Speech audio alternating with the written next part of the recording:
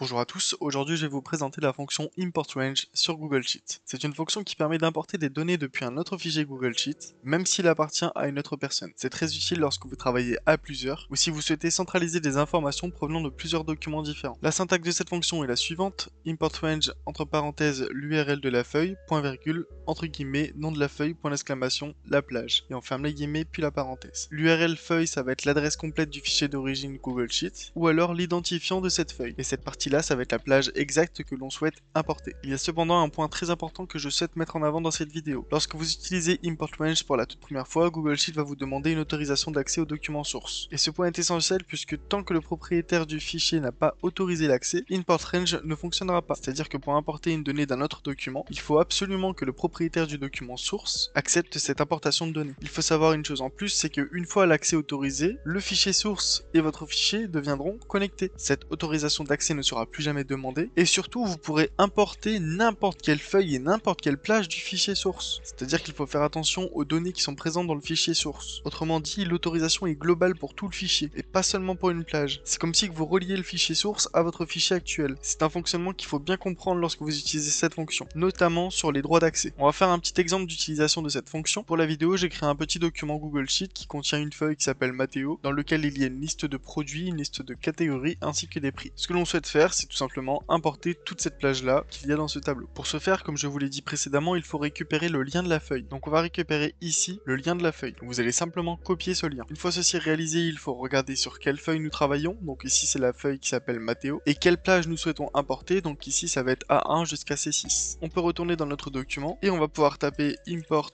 Range comme ceci, avec entre guillemets le lien de la feuille que l'on a copié juste avant. On ferme la guillemets, on va mettre point virgule entre guillemets le nom de la feuille. Donc ici c'était Mathéo, on avait dit que c'était la plage A1 jusqu'à C6, comme ceci. On ferme la guillemets, on ferme la parenthèse. Comme je l'ai dit précédemment au niveau de la présentation de la syntaxe, on peut se permettre de noter uniquement l'identifiant du fichier source. Cet identifiant se trouve ici, entre les deux slash que vous pouvez voir ici. Donc il suffit de supprimer ce qu'il y a avant et ce qu'il y a après les slash, comme ceci. Donc on récupère uniquement l'identifiant du fichier source. Je vais pouvoir entrer.